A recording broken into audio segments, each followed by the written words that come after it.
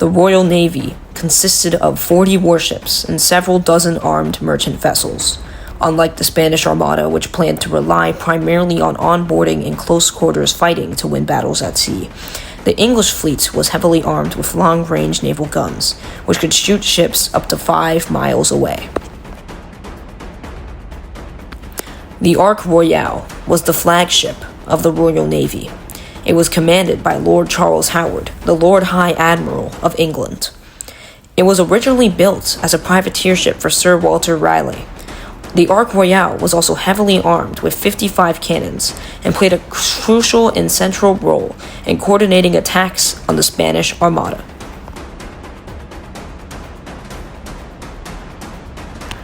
The Triumph was commanded by Sir Martin Frobisher.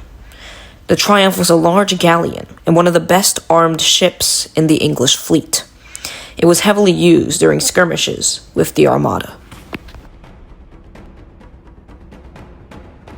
Fire ships, another ship that the English used, was filled with flammable material and cannons used to fire at the Spanish. These were crucial in the Battle of the Gravelines.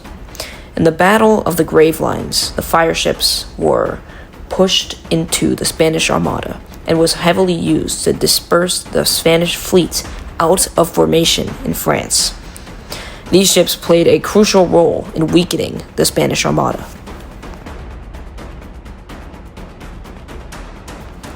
Race-built galleons.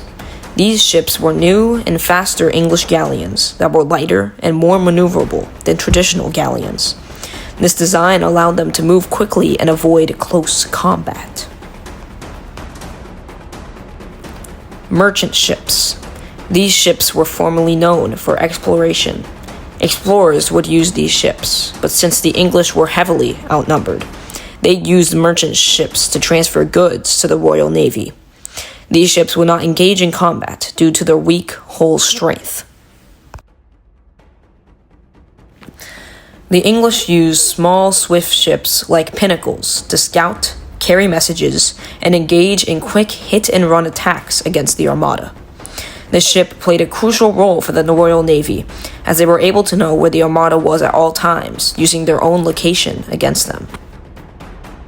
The Spanish Armada was a naval force of about 130 ships, plus some 8,000 seamen and an estimated 18,000 soldiers manning thousands of guns. Roughly 40 of the ships were warships. The Spanish fleet had more ships in total, but the English warships had longer range on their cannons and were more maneuverable than the Spanish warships. The English ships in the Royal Navy were smaller and faster than those Spanish ships. They could easily move in and out of the Spanish fleet.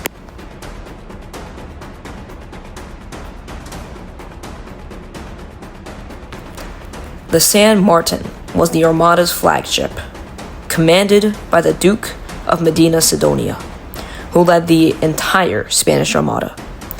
The ship was heavily armed, featuring around 48 cannons. This was considered the most powerful ship ever created.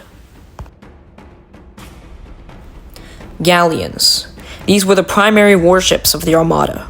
They were sturdy and heavily armed, and designed for broadside battles. Famous galleons included the San Martin and San Marcos. Galleys were long, narrow ships propelled mainly by oarsmen and used for coastal fighting. They were smaller and more agile, but had limited range, and were not as well suited for open sea battles, especially in rough weather. Carracks were large, multi-decked cargo ships, often used to carry supplies and troops. Though not as heavily armed as galleons, they were robust and could carry significant weight, making them valuable for transporting soldiers and provisions. Urcas. These were supply ships, usually slow and not intended for combat. Urcas carried food, ammunition, and other provisions essential for the fleet's operations.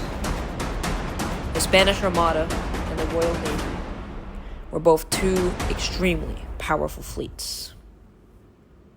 They both had their disadvantages and their advantages.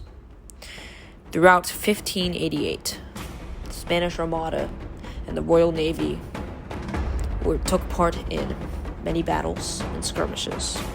But that is a story for another time. Thank you for watching, and remember to subscribe.